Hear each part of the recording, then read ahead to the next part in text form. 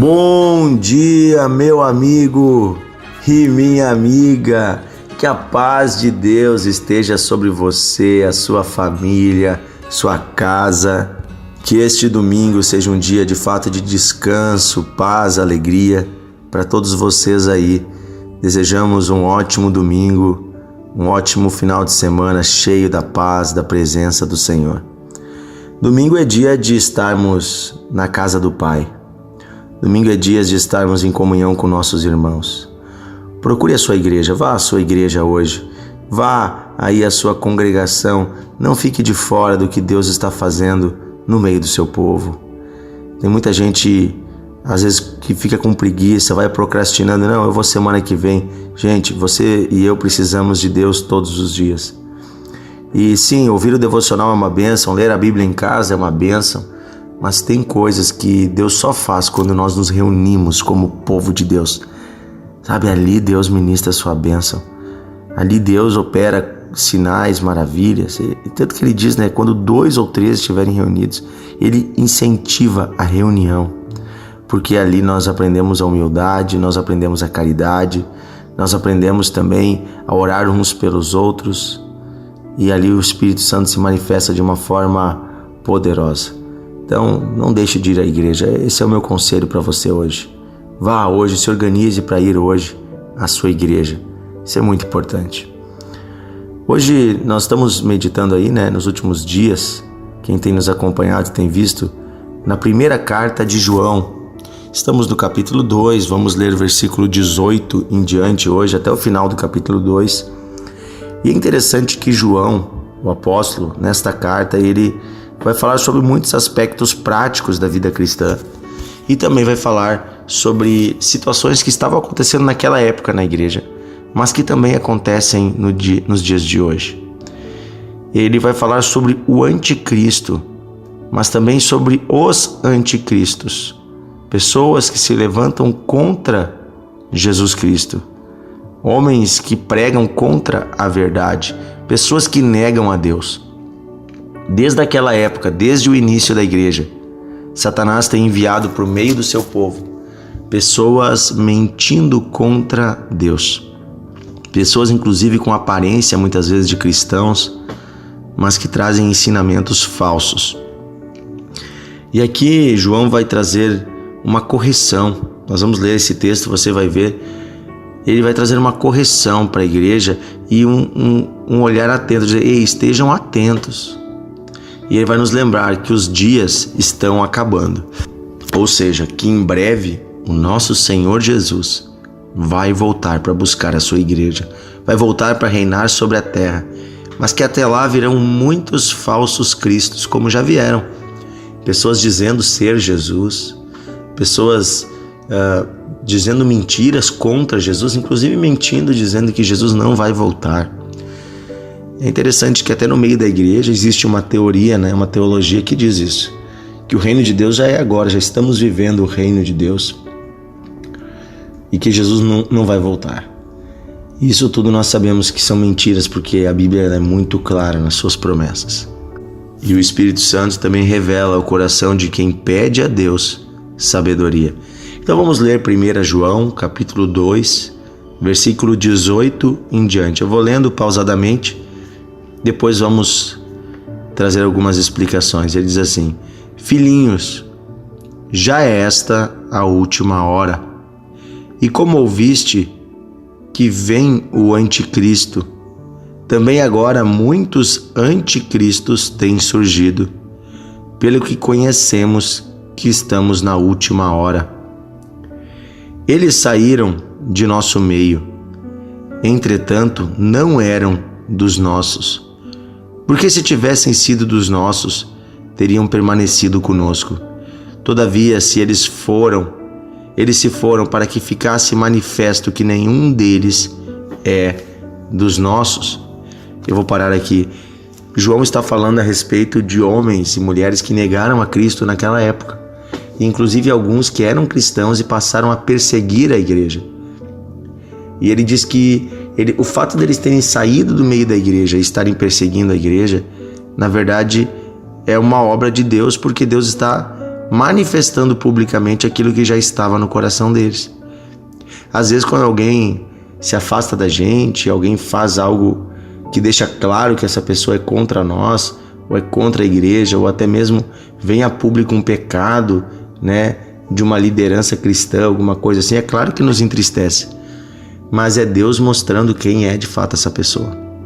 Porque tudo isso que está aparecendo em público, na verdade já estava no coração dessa pessoa, só não estava a público. Agora veio a público aquilo que estava escondido. Então não fique com medo ou com vergonha quando problemas aparecem, quando pessoas se manifestam contra a gente. É Deus mostrando para nós claramente quem é nosso amigo e quem não é. Quem está do nosso lado e quem não está. Quem é cristão de verdade e quem não é. Depois diz assim no versículo 20: e vós possuís a unção que vem do santo. E o santo aqui é com S maiúsculo, é de Deus. E todos tendes conhecimento. Não vos escrevi porque não saibais a verdade, antes porque a saibais, a sabeis, e porque mentira alguma jamais procede da verdade. Quem é mentiroso, senão aquele que nega que Jesus é o Cristo? Este é o anticristo, o que nega o Pai e o Filho. Todo aquele que nega o Filho, esse não tem o Pai. E aquele que confessa o Filho tem igualmente o Pai. Eu vou parar aqui um pouquinho para explicar. Versículo 23, nós lemos até o 23, né? Então a primeira coisa que João está dizendo é o seguinte, que ele está falando com cristãos que conhecem a verdade, que conhecem a palavra de Deus. Não estava falando nesta carta com pessoas incrédulas, não é uma carta evangelística, é uma carta para a igreja. E aí ele vai deixar bem claro que se alguém negar a Jesus, está negando o evangelho. Como assim negar a Jesus? Naquela época, os judeus, eles acreditavam em Deus o Pai, mas eles negavam que Jesus era o Cristo. Eles diziam, Jesus foi um homem bom, Jesus foi um profeta, Jesus foi Elias, Jesus foi isso, Jesus foi aquilo, mas eles negavam a divindade de Jesus, negavam a verdade de que Jesus é o Filho de Deus. Ainda hoje no meio religioso há grupos que negam isso, inclusive grupos que passam de casa em casa falando de Deus, entregando Bíblia, mas quando você vai ver o ensinamento deles sobre Jesus, eles estão negando Jesus. Então, outros negam a Trindade, negam o Filho e o Pai, não compreendem que o Pai e o Filho são duas pessoas distintas da Trindade, mas que são um espiritualmente. Veja, quando você nega uma parte da verdade, você está negando toda a verdade, você se torna mentiroso. E é disso que ele está falando. Depois ele diz, todo aquele que nega o Filho, esse não tem o Pai. Então, aquele que diz, eu acredito em Deus, mas eu não tenho certeza sobre Jesus, este homem não conhece a Deus de verdade, porque Deus se revelou em Jesus. E aí ele continua, versículo 24. Permaneça em vós o que ouviste desde o princípio. Se em vós permanecer o que desde o princípio ouviste, também permanecereis vós no Filho e no Pai. E esta é a promessa que Ele mesmo nos fez, a vida eterna. E esta é a promessa que Ele fez. Isto que vos acabo de escrever é acerca dos que vos procuram enganar. Olha só, então naquela época, no meio da igreja, haviam enganadores. Eu quero chamar a sua atenção, porque tem pessoas hoje em dia, e há um falso evangelho também sendo pregado hoje em dia em nosso meio. Existem vários falsos evangelhos, falsas pregações, falsas igrejas no meio cristão. Pessoas que tiraram de Jesus a centralidade do evangelho e colocaram no dinheiro, colocaram nas bênçãos que Deus pode dar, tiraram de Deus Pai a honra e colocaram toda exaltação no ser humano. E tudo que eles falam a respeito de nós, do que nós podemos ser, do potencial que nós temos, de quanto Deus nos ama, como nós somos especiais, como nós somos importantes, como nós podemos ser abençoados, como nós podemos ter dinheiro, como nós podemos isso, nós podemos aquilo.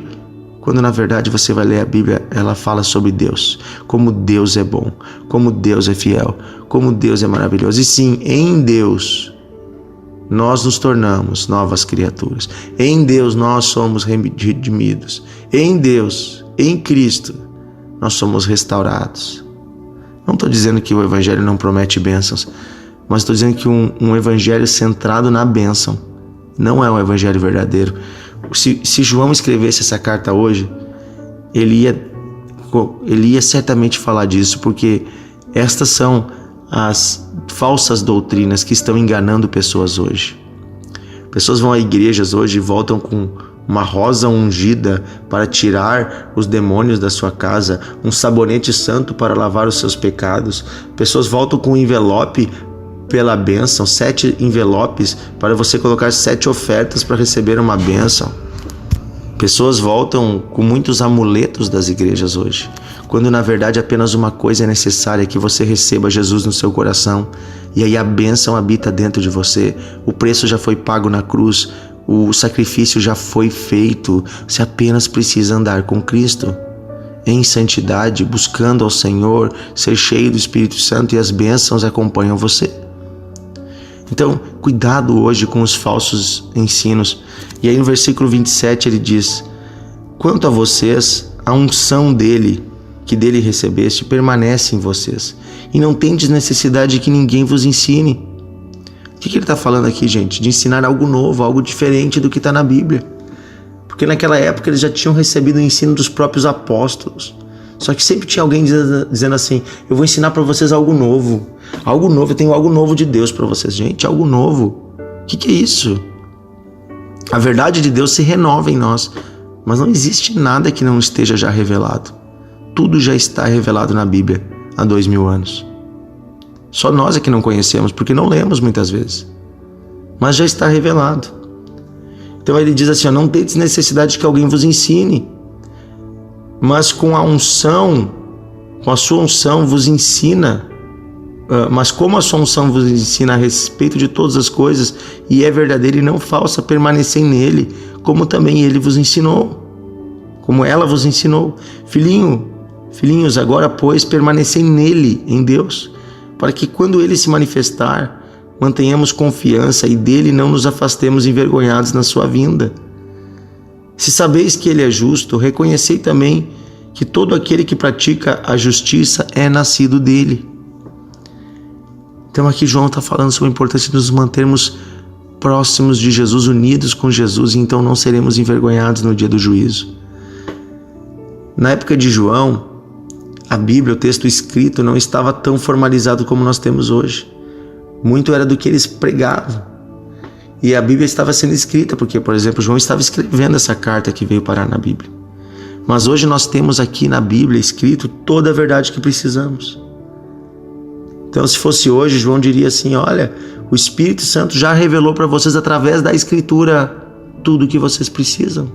E é o Espírito Santo que revela as verdades no coração de vocês. Vocês não precisam de um falso mestre, de um novo ensino. Vocês apenas precisam ser renovados no Espírito Santo, renovados em Deus.